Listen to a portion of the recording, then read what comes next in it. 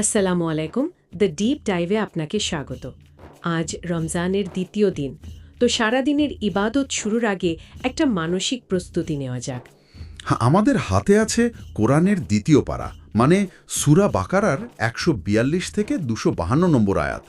আর আমাদের আজকের মিশন হলো এই অংশ থেকে রোজা, পারিবারিক শৃঙ্খলা আর আল্লাহর উপর ভরসার মতো বিষয়গুলোর গভীরে যাওয়া, যাতে আজকের দিনটা আরও অর্থবহ হয়ে ওঠে।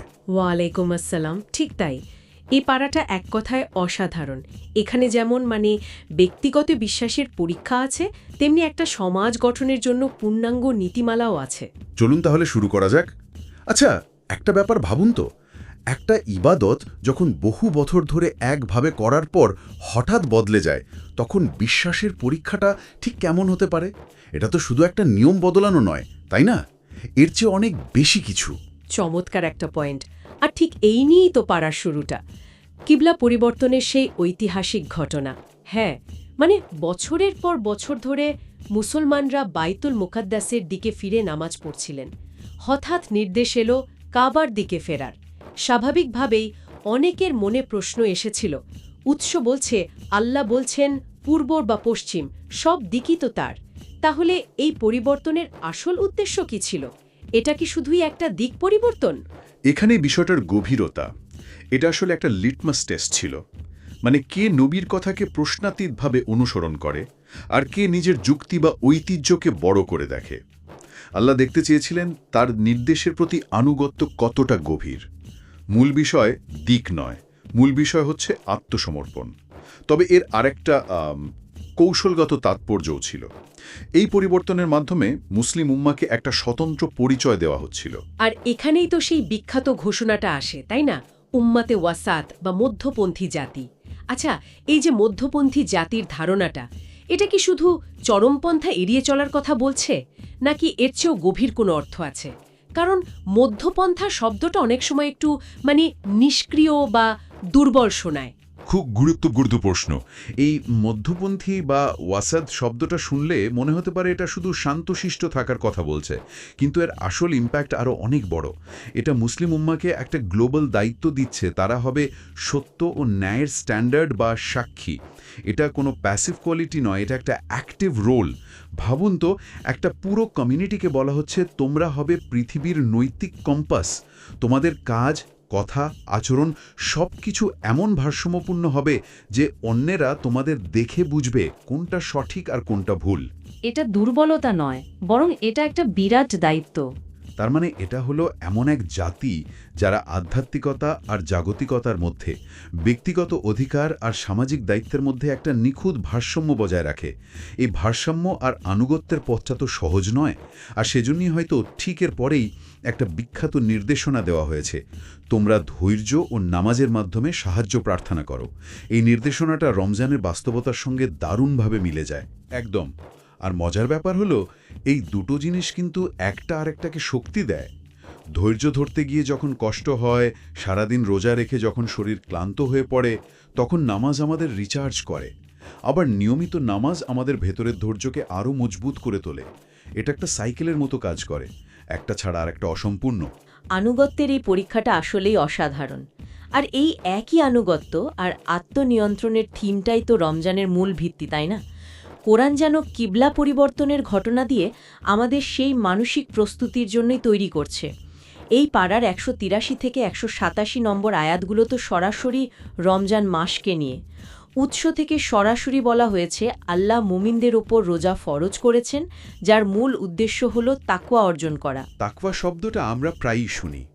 এর সাধারণ অর্থ করা হয় খোদাভীতি বা গড কনসিয়াসনেস, কিন্তু এটা তার চেয়েও বেশি কিছু। তাকওয়াকে একটা আধ্যাত্মিক ঢালের মতো ভাবা যেতে পারে। রোজা রেখে আমরা যে শুধু পানাহার থেকে বিরত থাকছি তা নয়, আমরা নিজেদের চোখ, কান, জিহ্বাকে সংযত রাখার চেষ্টা করছি। মিথ্যা বলা থেকে, পরনিন্দা করা থেকে, রেগে যাওয়া থেকে নিজেকে বাঁচানোর যে সচেতন প্রচেষ্টা, এটাই তাকওয়ার অনুশীলন। রোজা আমাদের এই ঢালটাকে প্রতিদিন শানিত করার সুযোগ করে দেয়। তার রোজা শুধু পেট খালি রাখার নয়, বরং আত্মা বা রুহকে পরিশুদ্ধ করার একটা প্রক্রিয়া। আর এই পাড়া অনুযায়ী রমজানকে তো কুরআনের মাসও বলা হয়। এই সংযোগটা কিভাবে কাজ করে? সম্পর্কটা খুব গভীর। রমজান আর কোরআনের সম্পর্ক অবিচ্ছেদ্য। রোজা আমাদের অন্তরকে জাগতিক ব্যস্ততা আর আবর্জনা থেকে পাক করে, আর সেই পরিশুদ্ধ অন্তরেই কোরআনের আলো সহজে প্রবেশ করতে পারে। এজন্যই এই মাসে আমরা বেশি বেশি কোরআন তেলাওয়াত করি, এর অর্থ বোঝার চেষ্টা করি, কারণ তখন আমাদের হৃদয়টা কোরআনের বার্তা গ্রহণ করার জন্য সবচেয়ে বেশি প্রস্তুত থাকে।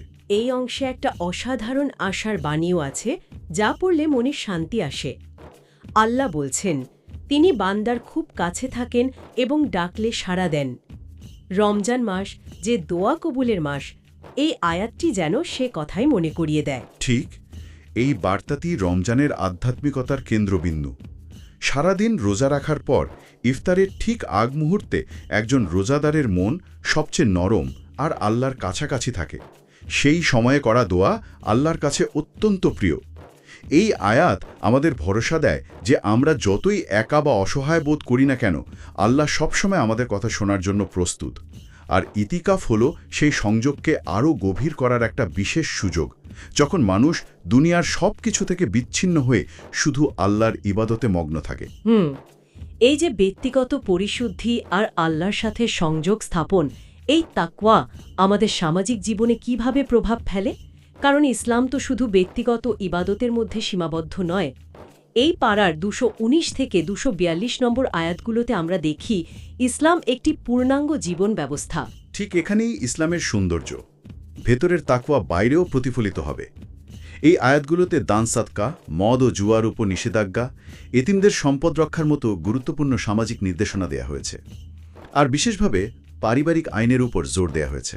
হ্যাঁ, এখানে বিয়ে, তালাক, ইদ্যত, বাচ্চাদের দুধ খাওয়ানো, এসব বিষয় খুব বিস্তারিত নিয়মকানুন আছে। অনেক সময় মনে হতে পারে, কোরআনের মতো একটি আধ্যাত্মিক গ্রন্থে এত আইনি আলোচনা কেন? কারণ একটি সুস্থ সমাজের ভিত্তি হল একটি সুস্থ পরিবার। এই আইনগুলো কোনো মামুলি নিয়মকানুন নয়, এগুলোর ন্যায় বিচার, সহানুভূতি আর ভারসাম্যের উপর প্রতিষ্ঠিত। যেমন ধরুন তালাকের বিধান। এখানে ইদ্দাত পালনের সময়কাল নির্ধারণ করে দেওয়া হয়েছে, যাতে হুট করে নেওয়া কোনো সিদ্ধান্তের কারণে সম্পর্কটা পুরোপুরি ভেঙে না যায়। আবার এই সময় নারীর ভরণপোষণের দায়িত্বও পুরুষের উপর রাখা হয়েছে। এমনকি বাচ্চাদের দুধ খাওয়ানো মায়ের অধিকার এবং তার পারিশ্রমিকের কথাও বলা হয়েছে। এগুলো নিশ্চিত করে যেন পরিবারের সবচেয়ে দুর্বল সদস্যটিও, অর্থাৎ নারী ও শিশুরা, কোনো অবিচারের শিকার না হয়।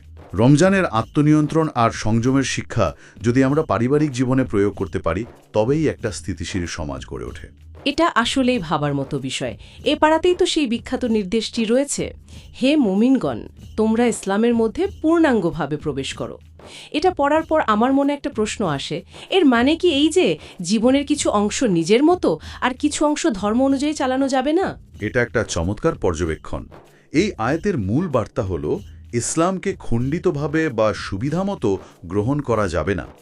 জীবনের প্রতিটি ক্ষেত্রে, ব্যক্তিগত ইবাদত থেকে শুরু করে ব্যবসা বাণিজ্য, সামাজিক সম্পর্ক, পারিবারিক আইন, সবকিছুতেই ইসলামের নির্দেশনা মেনে চলার আহ্বান জানানো হয়েছে। অর্থাৎ একজন মুসলিমের জীবন দর্শন হবে এক ও অবিভক্ত। সে মসজিদে যেমন আল্লাহর অনুগত, বাজারের কর্মক্ষেত্রে বা পরিবারের ভেতরেও তেমনই অনুগত থাকবে। মানে আমার বিশ্বাস আমার প্রতিটি কাজেই প্রতিফলিত হবে। এটা তো একটা বিশাল দায়িত্ব। আসলেই তাই। আচ্ছা, এই যে এত নিয়মকানুন, ধৈর্য আর বিশ্বাসের কথা বলা হলো, এর কি কোনো বাস্তব উদাহরণ এই পাড়ায় আছে? অবশ্যই আছে। পাড়ার শেষাংশে তালুত ও জালুতের যুদ্ধের একটি ঐতিহাসিক কাহিনী বর্ণনা করা হয়েছে, যা আল্লাহর উপর ভরসার এক চূড়ান্ত উদাহরণ। এই গল্পটা সবসময় আমাকে খুব টানে। ঘটনাটা ছিল এমন, বনি ইসরায়েলের লোকেরা তাদের নবীর কাছে একজন রাজা চাইলেন, যার নেতৃত্বে তারা অত্যাচারী শাসক জালুতের বিরুদ্ধে লড়বে। আল্লাহ তালুতকে রাজা হিসেবে মনোনীত করলেন। কিন্তু তালুত ধনী বা প্রভাবশালী পরিবারের ছিলেন না বলে অনেকেই তাকে নেতা হিসেবে মানতে গড়িমসি করছিল।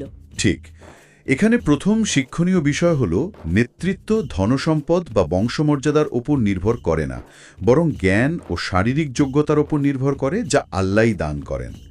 এরপর তালুত যখন যুদ্ধের জন্য বেরোলেন, তখন তার সৈন্যবাহিনীকে একটি পরীক্ষা দিতে হলো। তাদের বলা হলো নদীর পানি পান না করতে, কিন্তু বেশিরভাগ সৈন্যই সেই নির্দেশ অমান্য করল। শেষ পর্যন্ত তার সাথে টিকে রইল মাত্র অল্প কিছু সৈন্য। এই জায়গাটাতেই তো বিশ্বাসের আসল পরীক্ষা।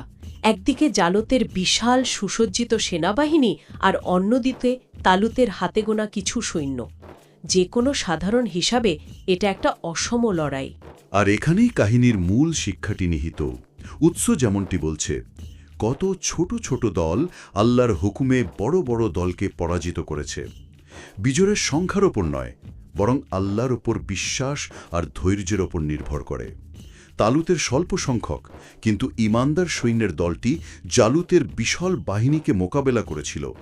এই ঘটনা আমাদের শেখায় যে জীবনের যে কোনো চ্যালেঞ্জ বা বাধাকে যখন অনেক বড় এবং অপ্রতিরোধ্য মনে হয়, সেটা হতে পারে ক্যারিয়ারের সংকট, ব্যক্তিগত সমস্যা বা সামাজিক কোনো অবিচার, তখন সংখ্যা বা বাহ্যিক শক্তির চেয়ে আল্লাহর উপর বিশ্বাস এবং ধৈর্য অনেক বেশি শক্তিশালী।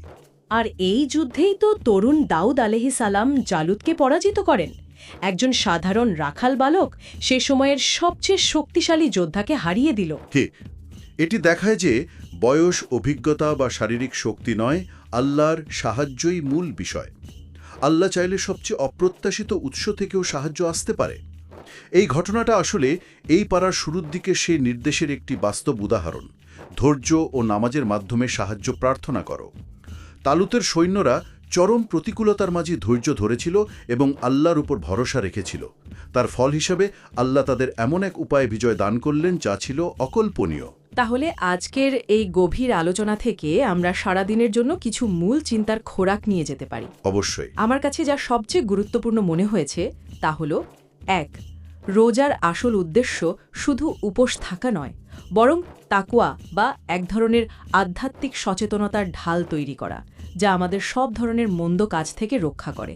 এটা একটা আত্মশুদ্ধির প্রক্রিয়া। ২.